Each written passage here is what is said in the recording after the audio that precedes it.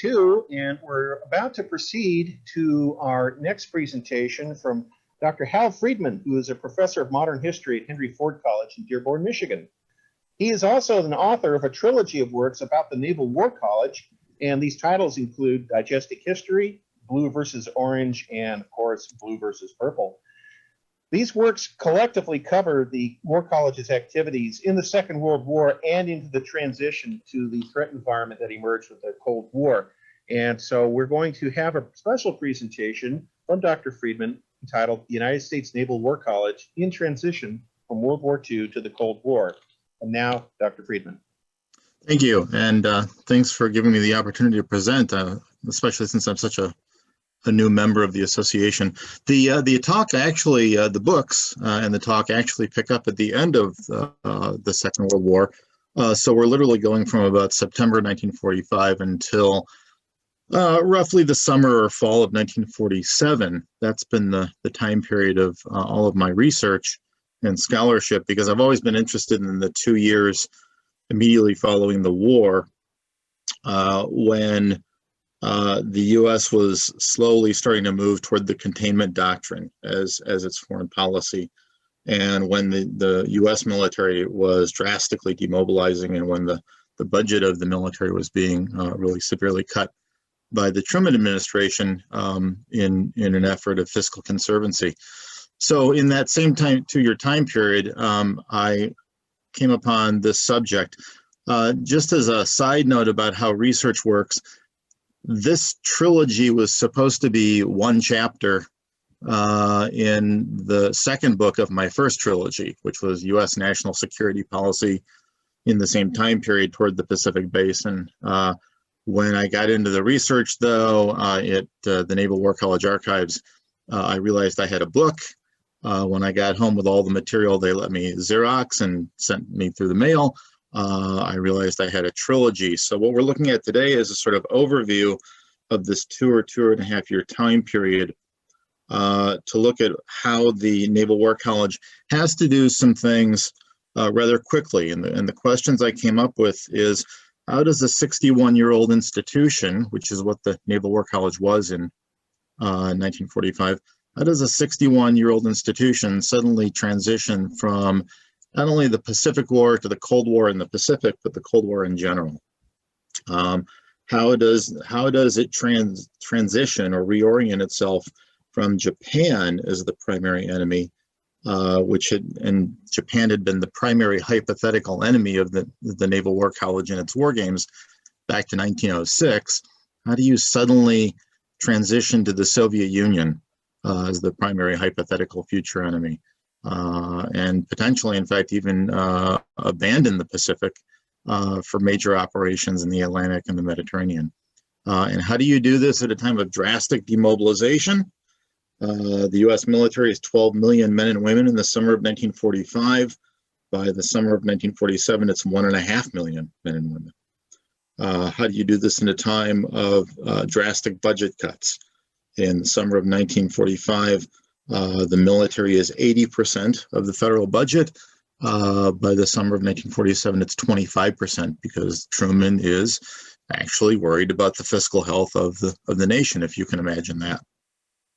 So this book looks at these various questions and aspects, especially by looking at the presidents of the Naval War College at this time, and as well as the lecturers and the students and the kinds of things they're studying. This is the cover of the book. It's a picture of the Naval War College in 1946. And no, I'm not Admiral Friedman. That is Raymond Spruance. I'll show you a better picture of him. For some reason, the Naval War College Press likes to put the picture of a major personality from the book on the cover.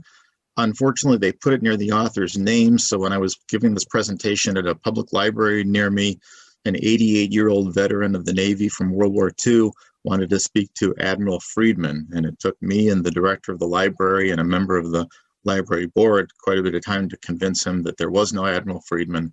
I had warned the press about that, but they didn't listen to me.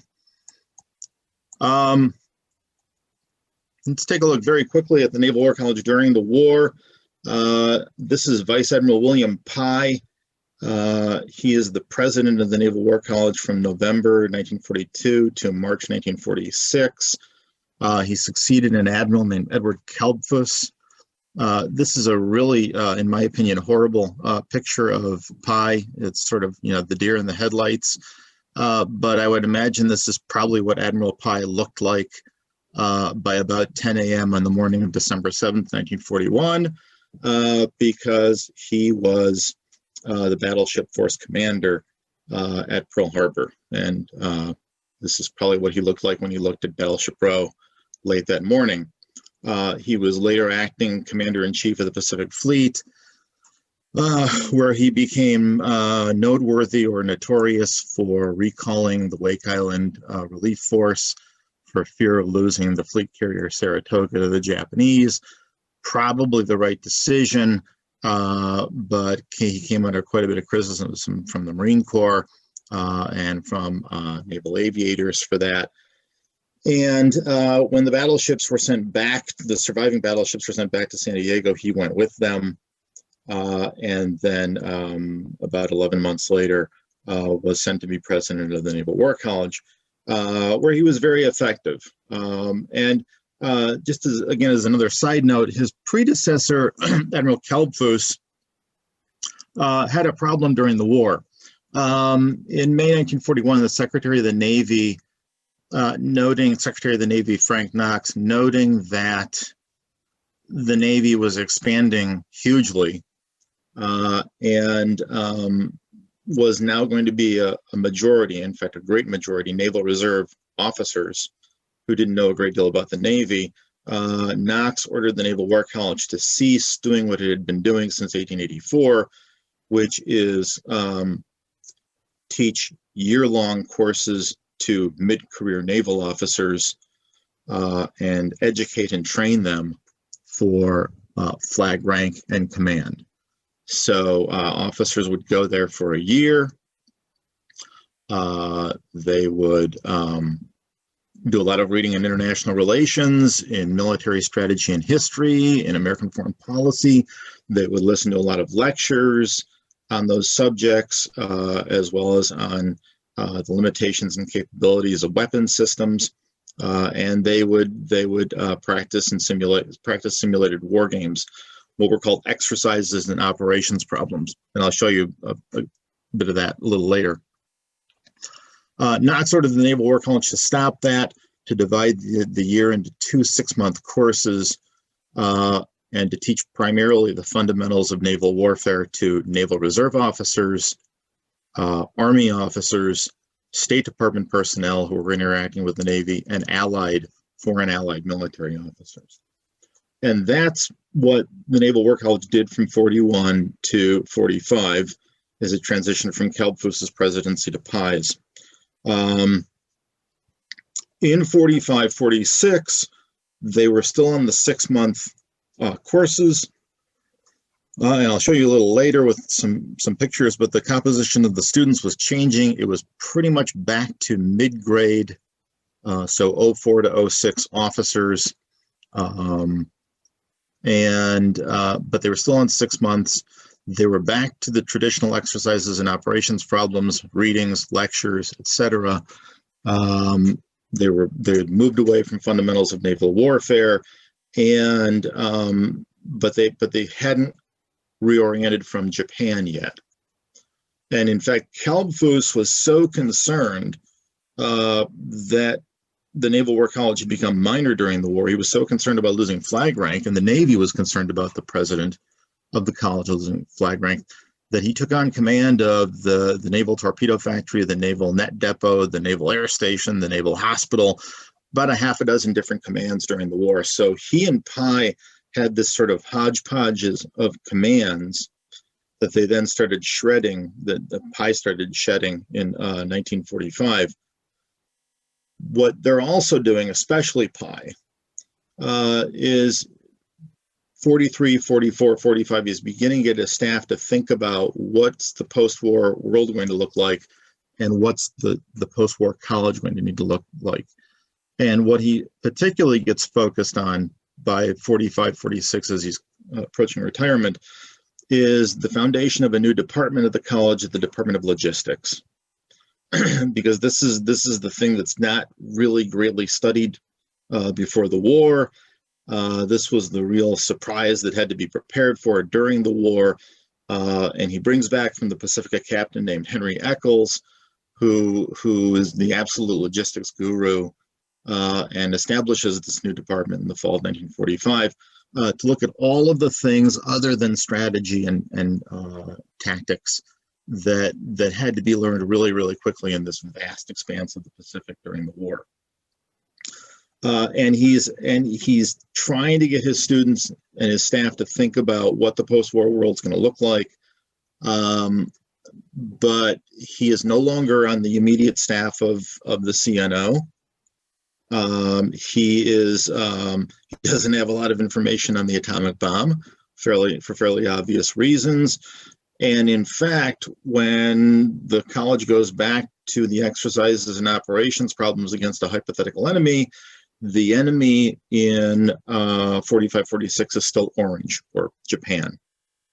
The war had ended so quickly, they didn't have time to reorient and reconstruct an entire curriculum around a potential new enemy like the Soviet Union. So Orange is still that's why the second book in the trilogy is entitled Blue versus Orange. It's about the 45-46 academic year. Orange is still the enemy. But as Pi retires at the end of February 46, he's got people thinking about questions like, what's the role of atomic weapons in naval warfare? How do we reorient American foreign policy? What's that going to look like? And how does that impact first the Navy and then the college?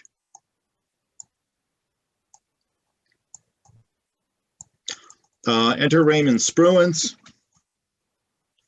You'll excuse me for a quick second. Spruance, of course, is one of the primary commanders from the Pacific. He's a pretty obscure rear admiral before the war, but because of the Battle of Midway and then all of the amphibious operations that he leads throughout the Central Pacific Drive, he becomes one of Nimitz, Fleet Admiral Chester Nimitz's primary officers. Not very well known outside the Navy. He is a very seemingly gentle and very intellectually gifted and very calm officer, but he has no love for the press. And while people like Bull Halsey embraced the press during the war, he absolutely resists doing interviews. He does 2 interviews during the war because he's ordered to by Admiral Nimitz, because people want to know what the victor of Midway is all about. The reporters who interviewed him said that he basically looked like this. This is a picture of him as the president of the college in March 1946, but this is essentially how he looked at reporters. And he was very wary of senior military commanders who took on a press persona, because he was concerned that they would then operate like that in the field with their media persona and their place in the history books foremost on their minds, instead of making sound command decisions. Spruance succeeds Nimitz as the commander-in-chief of the U.S. Pacific Fleet in late November 1945. Nimitz is heading back to the United States. He has been tapped to become the chief of naval operations in mid-December 1945. He'll succeed Fleet Admiral Ernest King. And so Spruance succeeds him as SINCPAC Fleet. Sign of the times, by November 1945, being SINCPAC Fleet is kind of a undesired billet. Between the wars, it was one of the most, if not the most desired billets. It was a straight line to become the CNO. And in fact, very often when you were commander of the Pacific Fleet, you also commanded the entire U.S. fleet. But by November 1945, the Pacific Fleet is demobilizing. It's supporting occupation forces in places like Japan. It's transporting a lot of discharged American military personnel home. And it's really surprising if you think about the Pacific as the U.S. Navy's primary orientation. It's very quickly, over a few months, beginning to reorient itself to the Atlantic and the Mediterranean, and supporting the U.S.'s efforts against the Soviet Union in Europe. So Spruance is now in charge of this backwater command, and the person who really understands that the post-war period is going to be so different with the reorientation to the Soviet Union is Chester Nimitz. He also appreciates, because he's known Spruance for so long, that Spruance is the quintessential naval intellectual, and he is the perfect person to assist in reorienting the Navy's operational strategy from the Pacific to the Atlantic, from Japan to the Soviet Union. But he can't do that in Oahu. You really got to have him back in Newport. So he is only Commander-in-Chief of the Pacific Fleet for about 3 months. By the 1st of March, 1946, he's back at Newport, and he has relieved Pai. This is a career killer today in the Navy, but his tour as president of the Naval War College is Spruance's 4th tour at the Naval War College. He was a student, then an instructor, then he was head of the department head of the correspondence course, and now he's president. This is going to be his last tour in the Navy. He's got something like 41 years in of active duty. He'll retire in 1948. But he comes in and he picks up where Pai leaves off in terms of doing this major reorientation. Now, what is he thinking about? And remember that Spruance is primarily a surface officer who then learns about carrier air warfare, submarine warfare, and all the other aspects of modern naval warfare. Not to the liking of the naval aviators. He is in some cases despised by them. He is seen as too timid in battle, not as aggressive enough, not understanding all of the potentials of carrier air warfare. I would argue the opposite. In fact, he does understand these things very well. And in fact, he understands the limitations of carrier air much more than the naval aviators who think that it can do it all. Spruance, like Nimitz, understands, or at least argues for, what is called a balanced fleet in the post-war period.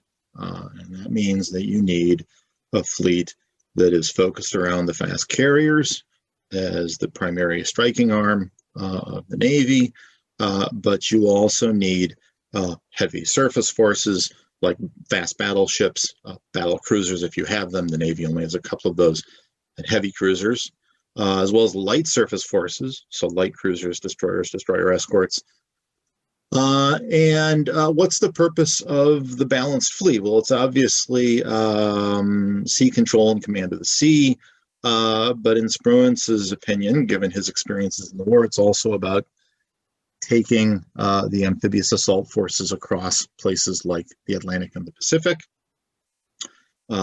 seizing advanced bases, and moving U.S. ground forces and land-based air forces closer and closer and closer to a potential enemy.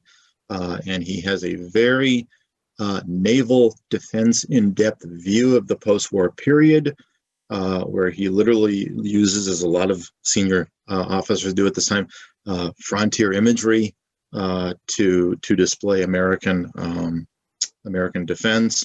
And he talks about the need for the U.S. to push its frontiers of defense out toward the shores of Europe and Asia. That to him so far is the meaning of the post-war world with atomic weapons. He doesn't know a lot about atomic weapons. There's not a lot of information that's allowed out on atomic weapons yet, But he will be getting more information about new classified weapon systems for the staff and the students, because I think of his closer relationship with Nimitz. So a balanced fleet, one that can push the frontiers of defense back out toward the shores of Eurasia, and getting the Naval War College to complete its reorientation toward purple, which is the color code for the Soviet Union, as the primary future hypothetical enemy, and doing so in a bit of a geographic shift, and I'll get into that a little later. Spruance is by the way, a very different kind of officer. He's one of the few officers who does not call for a great deal of aggression against the Soviet Union. He doesn't think the U.S. Navy should have the U.S. should have bases on Okinawa. He actually says that in a UPI article. Nimitz is kind of furious with him because it's U.S. policy to have bases on Okinawa. But the reporter asks him why, and he said, in a similar analogy, if we were the Soviet Union, would we want the Soviets to have bases in places like that? So he's very cognizant of the other side. He's very cognizant of what the Soviets went through during the war, and he speaks out against ideas of invading the Soviet Union. He really is an adherent of the containment doctrine, and thinks that the way to win a conflict with the Soviet Union is to basically try to hem it in until the Soviet population overthrows its own government. I mean, I think he's read enough of Napoleon and Hitler and so forth to realize that trying to invade the Soviet Union is not a good idea. So he's the opposite end of the spectrum of the George Pattons. He really is, to me, the Navy's version of Omar Bradley. I mean, he's this very, very consummate professional who doesn't look for credit, doesn't look for glory, has a very cerebral view of war, but doesn't, while he doesn't glorify it, he doesn't discount it either. Very unique individual, in my opinion. And I love the stare. Who are the lecturers? The lecturers are a mix of primarily Navy, but also to some extent Army and Army Air Forces officers.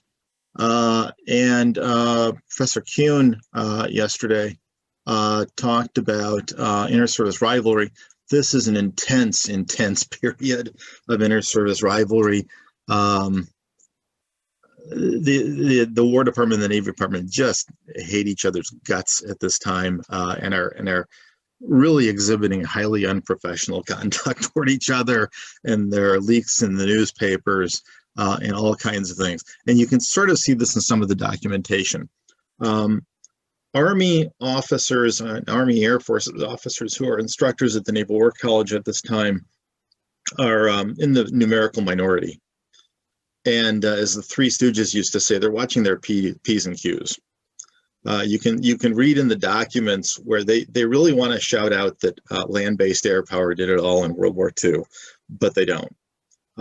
They really want to say that land-based atomic air power is going to do it all in the future, but they don't. They talk about combined arms warfare. The Navy officer instructors, on the other hand, who are in the numerical majority, are obviously on home territory, have no problem making arguments, and even Admiral Spruance does at times, that the Navy is absolutely indispensable, that at this time you cannot transport large numbers of troops or materiel across the oceans, and that if you're not going to fight an enemy in the Western Hemisphere, if you're going to try to push out toward Eurasia, then the Navy is absolutely essential for command of the sea, for sea control, and the U.S. Merchant Marine is absolutely essential for transportation of personnel, equipment, supplies, etc. And These officers, not surprisingly, maybe because it's the corporate line, but these officers are not surprisingly talking about a balanced post-war fleet. So they're getting at the same elements that Pye and Spruance have been getting at. Clearly, the fast carriers are the new striking force of the Navy, but you need a good mix of surface ships, both heavy and light forces. You need submarines. Spruance had also talked about submarines. You need afloat logistics, something they were all talking about, and even to some extent emphasizing. You need amphibious assault forces. And at times they emphasize different things according to their specialty, as does Spruance. When Spruance goes before Congress very often to testify, he talks about the need for better training and equipment with communications, and better capabilities of scouting, like seaplanes. And he's probably working off his experience at Midway, where American communications and scouting was so poor. Not that the Japanese were great in that battle either, but his experience was very often he goes before the purse string holders, and he doesn't talk about carriers and battleships and submarines and so on. He talks about seaplanes and float logistics, and these men do too. Interesting as well, seeing some of these men, some of them are noteworthy from other time periods. We were just talking about Pearl Harbor a lot. This individual right here is Captain William Outerbridge. And on December 7th, 1941, Lieutenant Commander William Outerbridge was the commanding officer of the destroyer Ward, which sank the Japanese midget submarine in the defensive sea area just outside Pearl Harbor. So he's now a captain and had been a student at the Naval War College and is now an instructor. He's much more bespectacled than the actor they got to play him in Tora, Tora, Tora. The guy they got to play him looks like a movie star. Outerbridge actually looks like, well, a professor. But some of these men are on their twilight tours. They're coming to the ends of their careers. Some of them are just back from one of the war theaters, one of the operational theaters. And again, it's primarily naval instructors, some Army officers, occasional Marine Corps officers as instructors. One, by the way, I'll refer to them as guys because all guys except for one. There is one female instructor, a lieutenant. Who are the students? Let me get you down a little further. It's a little hazy, but this is the command class of the fall of 1945, and by this time it's about half Navy officers, half Army officers. You'll see the occasional Foreign Service officer in these final 6-month courses. These are the more senior ones. So these are the lieutenant colonels and colonels for the most part, some lieutenant commanders and majors. There'll be another class of them from January to June of 46 before Spruance finishes the transition that Pye started back to the full year curriculum, and a majority of naval officers. So some of these officers are reserve officers. Some of them are going to be demobilized pretty quickly. Some of them are going to go on to higher rank. They, in addition to all the readings they have to do and the lectures they sit in on, they write 2 theses in 45-46. One is on American foreign policy and the impact of Russia on American foreign policy. The other is on future naval warfare. By 46-47, when the Naval War College is back to a full year curriculum, they are writing about future naval warfare as one of their thesis topics, and atomic weapons. or I think it's atomic energy in future naval warfare. And that also, again, I think is an influence of Pi and then Spruance in terms of what are the new realities, plus the fact that Operation Crossroads takes place in the Marshall Islands in July 1946. So when you get into the 46-47 period, where purple is now the enemy, and you're back to a full year curriculum, you're still doing the readings in international relations and American foreign policy, military history, military strategy. You're still doing all those kinds of things. You're also, by the way, also getting guest lectures, and this was quite a time to be at the Naval War College in either academic year to hear guest lectures, because your guest lecturers were people like Admiral Richmond Turner, Admiral Thomas Kincaid, Admiral Harry Hill, all of these senior naval commanders who are back from primarily the Pacific, maybe Henry Hewitt from the Atlantic. Also guest civilian lectures like Bernard Brody, who is just starting to become, the premier atomic warfare theorist, and is going to move to the Rand Corporation from Yale in a few years. And so as you transition back to a full year curriculum as well, it's now a majority of naval officers by the fall of 46.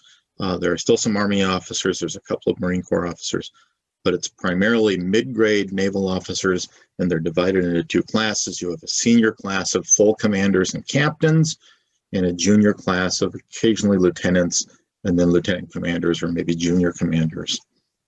And the traditional mission is back. The Naval War College by 45, 46, and definitely by 46, 47, is the Navy's graduate school for flag officers. Here you are training mid-career officers for flag responsibilities, commanding squadrons, task forces, fleets, and so forth when they get to higher rank. What's some of the effect of transitioning to the new enemy? And I did in my books, I stayed in the Pacific. I've just always had an interest in the Pacific. Yes, they are running exercises and operations problems in the Atlantic, especially by the spring of 1946, and then definitely in the winter of 46, 47, and the spring of 47, more and more toward the Atlantic, in fact, and in fact toward the North Atlantic. Exercises and operations problems that take place around, not surprisingly, Greenland, Iceland, the Spitsbergen archipelago, and so forth. In the Pacific, what's the shift? Well, if it's 45, 46, and you're fighting orange, you're in the South Pacific or the Western Pacific, and maybe over here toward the Philippines and the Straits of Malacca and so forth. And not surprisingly, right? I mean, that's what you would expect. By 46, 47, you're up here. You're up toward Alaska and the Aleutians, Kamchatka, the Kuriles, and the North Pacific, what the Navy called the North Pacific, in North Pacific area in World War II. Spruance comes in. He has a new chief of staff, a two-star named Alan Smith. And unfortunately, I ran into this memo by Smith from, or this statement from Smith after I finished this trilogy, because reading between the lines and sort of speculating, it looks like Spruance shifted the geographic focus from the Western Pacific to the North Pacific, right? If orange is no longer the enemy, if purple is, then, don't worry about here. What's naval warfare going to be like up here? And I sort of suspected that, and then I ran into a one-page letter from Spruance to Nimitz in 1946 saying, this is what we're going to be doing. And then there's about a 4-page document from Smith outlining the mission of the Naval War College, and in it, Smith says, by the way, the exercises and the operations problems are really no longer going to be focused on the South or or Western Pacific are familiar with that geographic area. We're heading north because obviously we might be fighting, quote unquote, an enemy up north. Also, and this came as a real shock to me, when I went into the exercises and the operations problems, I really thought that they would be repetitions of battles in the Pacific in 1944 and 1945. If blue is going up against orange, blue is going to have a carrier force of about 20 ships, 20 carriers, 20 fast carriers, and orange is going to have about a half of those, and blue is going to just absolutely blitz orange. And instead, you have fairly evenly numbered forces, and the majority of the forces in both 45-46 and 46-47 are surface forces. Now, I'll explain why in a minute. One more thing about going up north. This really was Spruance. Spruance wanted to throw a real curveball at both his staff and his students and say, what if you're fighting up north and your aircraft can't fly because of the climate and the weather? What if your radar doesn't work? What if your sonar doesn't work? What if you're a surface force commander and you don't have submarine assistance because the submarines are just off somewhere doing something else? How do you fight? And of course, the answer at that time is you fight with guns and torpedoes. Maybe rockets or missiles, but those are just starting to be experimented with, so you don't really have that yet. How do you fight without radar and aircraft and all these things that we used in the World War? And of course, the big question is, what if the Soviets build a fleet? What if, Stalin had wanted to build a surface fleet since the 30s. What if he actually pulls it off? How do you fight a Soviet surface fleet and then increasingly a Soviet submarine fleet up north? And then what are they doing? This is what the exercises and the operations problems are. This is what wargaming is like before the computer age. And the computer age comes to the Naval War College starting about 1956 or so. This was the floor of, I think it was Luce Hall, which kind of looks like a high school or college basketball arena. But you see all the grids on the floor, and in a thoroughly analog fashion, you have to simulate war games. So the model ships and aircraft, cotton to simulate smoke being made. You see the curtain over here because you put up curtains so the other side can't see what you're doing. It's a completely pre-electronic perspective. And one of the things you'll be able to access is the URL to a talk I gave at the Naval War College in a series they call the 8 Bells Lecture. It's a longer version of this. And when I was able to tour the Naval War College, the education director there took me to the new facilities, and it's like stepping out onto Michigan Avenue in downtown Chicago during the Christmas season. It's all electronic. All of this analog is gone. It's purely computers. It's purely electronic. It's much more realistic in the sense of being able to graphically illustrate things. But this is how they did exercises and operations problems. And when I started looking at these operations problems, they turn into surface battles between blue and orange, or later on blue and purple. And at first I thought, what are they doing? Are they refighting the last war? Is this Spruance really is a black shoe admiral and doesn't want to entertain the idea of post-war carrier air power? What is going on here? Where are the submariners? And I finally figured out after many emails with John Hattendorf, who was the founding chair of the King Professorship at the Naval War College. The purpose of the operations problems and the exercises isn't necessarily to replicate history. It's to put these students under simulated command stress that they will encounter as admirals commanding task forces and fleets. And if you have to change the history a little bit, you do it. If the director of the maneuver as he's called, only runs the operations problem until he thinks all the relevant lessons have been learned. You don't have to play out an operations problem to a conclusion of one side or another. But why the force mix? Well, Smith says we focused on surface warfare not because we're trying to delegitimize or place less importance on carriers or submarines, but again, if you're up north and your planes won't fly, what do you fight with? And if the submarines are somewhere else, what do you fight with? You fight with surface ships.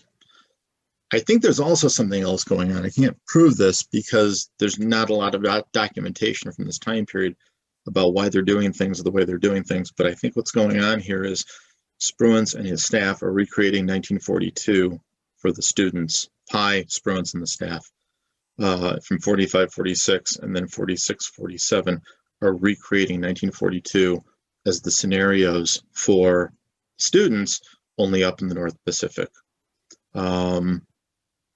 You have, each side with about 2 to 5 aircraft carriers and no more than that. Almost no submarines because the submarines are off doing other things. And guess what happens? Just like at Coral Sea, just like at Eastern Solomons, just like at Santa Cruz, if aircraft carriers are damaged, if they're sunk, if their flight decks are knocked out, they're useless as aircraft carriers. And what are you forced to fight with? Even though this didn't happen, right? At places like Coral Sea, forces withdrew. In the operations problems, you fight it out with surface ships. For some reason, they're emphasizing gunfire instead of torpedoes, which was the big lesson learned in the Solomons campaign. So I'm not sure why they were doing that. But again, it probably gets back to the pedagogical fact that you don't really need to replicate the history. You need to create scenarios where you're really throwing your officers into a meat grinder. And so, these guys don't have 15 or 20 carriers. They've got 2 or 3. And this is all you've got. You're down to the Enterprise, the Saratoga, and maybe the Old Ranger, and that's all you've got. Go fight. Or those ships are knocked out too. Your battleships and cruisers and destroyers. How do you protect your forces? How do you take your objectives?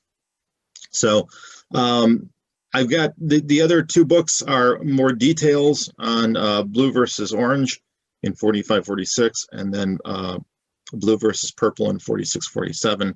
Would love to do lectures later on with the monthly Q&As if the association would like me to.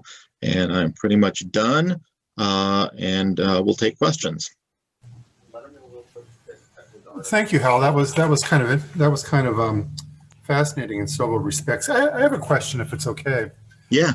So I'm getting the sense from what you're saying. Let me start my video too. People, feel free to chime in after I'm done.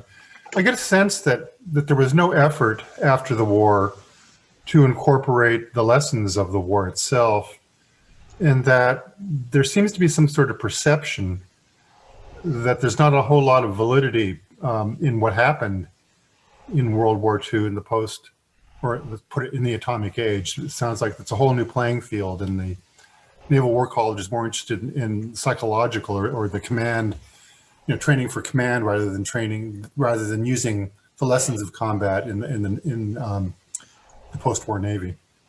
Yeah, I think your latter. They're more interested in the psychology and the stress of command. I wouldn't say they're uninterested in the validity of the lessons. I think they're very interested. Pye's creation of the Department of Logistics is a good recognition of the realities and the lessons of the Pacific War. The idea that you need a balanced fleet after the war, I think, is a lesson of the war. They continue to make that argument even when in the context of atomic weapons. Spruance's emphasis on amphibious assault forces is a result of the war. But I think what's also a result of the interwar, and then the budget cuts and the demobilization that hits so quickly and so intensely, is he and the others just really understand it's going to be, again, a come as you fight war with not enough men, not enough material, not enough money. And so I think it's a combination of wartime lessons, but that old interwar we're going back to demobilization and fighting, doing less with less, I think. Yeah, that makes sense. Thank you. Now, to add to that, 25%, if the military's budget is 25% in 1947, that's huge compared to it's 15% in 1940, I think. So it's a huge budget compared, but they were at 80% of the federal budget during the war. So from the military's perspective, they're really shrinking quickly. And they just assume that it's going to be more and more and more because Truman's really serious about the national debt, about dealing with the national debt. I see you have 3 other questions. I'll open it up. Sure. Yeah. Who's first? Thomas? I'll go. Yeah. Thanks. Really fascinating presentation. I had actually 2 questions. One of which is, as far as the Navy strategizing with nuclear weapons is concerned, post. Yeah. Right. Nimitz is talking about counterforce and countervalue attacks. So is Cassidy, deputy CNO, and so there's a lot of thinking going on. I mean, as these guys are really trying to protect the Navy budget from the Air Force, right? Yeah. Yeah.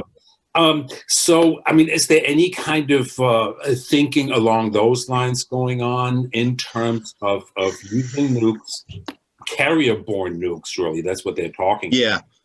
about. I'm sorry. Go ahead. Yeah, and so I mean, the Navy is sort of clamoring, and the Midway class could carry, Savage bombers, and the old Essex couldn't, but so is there any kind of evolving thinking going on along those lines? That was my first question, and the second one is, if I could take you to the North Atlantic. I mean, what I've seen, is there's almost panic going on, in the Navy as far as Soviet possible operations in the North Atlantic. Momsen, I think, is talking about the Russians are going to build 2,000 submarines and they're going to come after our slocks, right? And so do you kind of see the outlines of that starting to happen post-war? In fact, let me deal with the second question first. Yeah, there's not much of a Soviet Navy. There's a couple of really old battleships. There's a few cruisers. There's a larger number of destroyers, but what Navy the Soviets really have is the submarines. They've got 200 boats at this time, and 60 of them are in the Pacific. The rest are in the Atlantic. And so you see in 46, 47 that Purple is starting to use submarines as its primary striking weapon. In fact, what you see in the games in 46, 47, at least in the Pacific, and this is probably the case in the North Atlantic too, I think the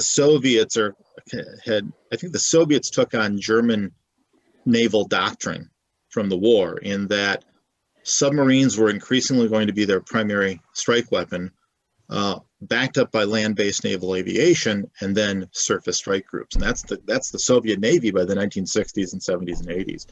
And you see the Naval War College gaming that out in 1946. I don't know how I started wondering, does ONI have a mole in Soviet naval headquarters, or are they just assuming the Soviets are going to copy German naval doctrine and then extrapolating it a little bit? But yeah, they're definitely seeing submarines, and they're getting to your first question. OPNAV is doing some studies, but not a lot that I've run into. More references than studies. Type 21 submarines, eventually maybe atomic-powered submarines. Submarines that can launch missiles, probably from the surface. So that's the thinking. There's not a lot of the Naval War College because they don't have access to a lot of atomic information. That's probably one of the reasons why Spruance tells the students, hey, go write a thesis on this. Let's see what the students come up with. Hope that answered the questions. Trent, Yes. Are you next? Thank you very much. Trent, are you next? I think so. Okay. Hi, Hal. How's it going? Hi, good. How are you? Yeah, I'm great. I do have a question which I will get to, but I apologize for having a bit of a comment first. I wanted to address Vince's question about lessons. And one of the things that I think is quite interesting is how some of the, well, we may fold this into a question, but I think that one of the things that we see in the post-war period is that the Naval War College becomes somewhat less concerned with tactics and the lessons of tactics, but remains focused on operational questions. You stress the importance of logistics, a new department for that. And as with before World War II, training officers for how to think. How to write orders in a stressful environment, a point you just recently made. But there's certainly a wealth of tactical lessons that get folded into manuals that appear after the war. I remember from my time going through them that Surigao is highlighted as, sort of a quintessential, this is how you should fight a battle line engagement at night. Right. And Kalamangara is, interestingly enough, also highlighted as a great example of how it wasn't done right. We were surprised not only with the first torpedo salvo, but the second, we being the authors of the document who are trying to teach future American naval officers how to think. So I wanted to make that point. The question that I have, which, you could comment on any of those things, but Spruance's emphasis to shifting toward the North Pacific, do you know if there was much influence of the plans that were being developed to potentially invade or assault Japan that way later in the war? I believe the operation had a code name of Keel Blocks. Yeah. Do you know if that was influential in Spruance's thinking or folded into any of these operational exercises that were part of the Naval War College curriculum in this time? Yeah, you can see it a little bit because there are some orange plans where they're going to try to invade in the southern Kuriles and Hokkaido, and then when you switch to purple, it's the Soviets have Kamchatka and they've taken over the Kuriles, and so that it's that sort of Seattle across to Vladivostok movement. So I'm sure it is inherited. With Spruance, I'm not so sure. And that brings up a good point, too. The records in this time period are spotty in 45, 47 for a couple of different reasons. One is, and I get this from Dr. Evelyn Sherpak, who was the curator for 40 years at the archive. One is demobilization. There's not a lot of clerical staff, so there are no written critiques of the operations problems at this time period. If you're working in the interwar period, the verbal critiques were recorded down, and they aren't in this time period. You have verbal critiques where the speakers are listed, but what they say isn't there. And I think that's because there's a lack of clerical staff and yeomen because of demobilization. The other problem is the officer in charge of the archive in the 1960s, before there was a professional archivist, was a Navy lieutenant, a Mustang from the enlisted ranks. He was finishing 45 years in the Navy, and he took his final tour to be, quote unquote, cleaning up the archive. And he dumped a lot of stuff. Because I'd be going through things in 03 and saying, Evelyn, this is here, but this isn't here. And that's why. So I don't know what Spruance's thinking was. I think Spruance's thinking was just sort of commonsensical, right? I mean, what's his job? Throw not only the students, but his staff a red herring, right? Throw them a really difficult curveball. Here, guys, go solve this. What do you do without radar, sonar, and aircraft? So. Thank you. Do we have time for any more, Vince? Or do we need to wrap up? Yes, Hal? Yeah. Yeah, based on what you've described with the emphasis on North Pacific operations and surface operations, did they really mine the Komodorsky action? They may have, but I didn't see it directly referenced in any detail. I'm guessing they did, but they just sort of worked it in without saying, this is based on the Komodorsky. In some of the lectures, like what Trent was just talking about, I just obtained a digitized version about the naval battle of Guadalcanal. And in some of the lectures are the officer instructors are going through saying, this is how not to do a naval operation. But in the operations problems and the exercises, I think they put them together with historical data, but they haven't really cited it. They just sort of put it together. You're in the North Pacific. And of course, part of the lesson there would be to learn the geography of the North Pacific, not to mention the climate. So I think there are a lot of places where they probably have that background in mind, but they're just not stating it. A guest lecture. I'm sorry? Was Admiral McMorris one of the guest lecturers to pass through in this time period? No, I didn't see Socrates. Okay. Yeah, but he would have been a good one. They had very high level. I mean, they had Mick Carney, they had Thomas Kincaid, they had Richmond Turner. I didn't see Army officers as guest lecturers, but they had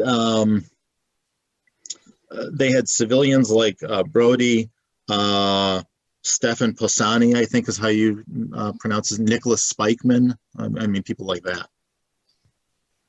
Okay. Yeah, Hal, that picture from 1945, Yeah. 40 years ago, we were still playing like that. Okay. Yeah, so Okay. not much. Really, in spite of computers. Yeah, well, you know. Okay. Sometimes you go Yeah. with the flow, but yeah, it was called nav tag. Okay. So I would, when I was there and they took me into the current facilities, it was like, wow. I mean, it was just it was like being a kid in a candy shop, compared to that. So. All right, thank you. Evan, sorry about stepping on you there. Go ahead. Do I have time for a question? Is there time? Please proceed. Yeah, 2 points. I mean, one problem I think was that there really was no enemy, no naval enemy in 1946, 47. I mean, the Soviet Navy didn't exist, and 280 submarines is something of an exaggeration, believe me. So I think there's a kind of a peace dividend problem. I mean, they've actually won the war. The Soviets have kind of lost the naval war, so there's no Soviet Navy. But my other question is, why didn't they just explicitly use historical problems? As you know, in the interwar period, they refought Jutland. But I understand what you're trying to inculcate is people can make decisions under pressure. So why couldn't you just refight Kolombangara or the Surigao Strait or Trafalgar? To do it that way. I'm not sure. I'm guessing that you might want to just give the students some operational freedom and see what they come up with imagination. And beyond it not being the primary concern, I'm not sure exactly. Again, there's not a lot of documentation where people were saying this is why we're doing this way. To your first point, I think they were really seriously concerned about the submarines. I think if they thought about it logically, okay, the Russians have 200 boats, but they don't have very much combat experience at all. This is not the German U-boat force, but they're concerned it can turn into the German U-boat force. You have to bear in mind that with the inter-service rivalry argument, though, they are trying to think about, from James Forrestal on down, what do you do with a Navy against a country that doesn't have a Navy? And that is power projection ashore. You do what you did at Okinawa. You just do it against the Soviet Union. So they're starting to think about that too. Yeah, if you bear in mind that the USA didn't plan to keep troops in Europe after 46, 47. Right. So I mean, it's important, I think, not to see things too much in terms of the 50s or after NSC 58. Oh, I agree. I agree. Yeah. And in fact, Eisenhower and Nimitz both think that the U.S. occupation troops aren't going to be in Japan any longer than 1950. Yeah. But thanks. Really, really interesting talk, I thought. Thanks. Great talk. Thank you.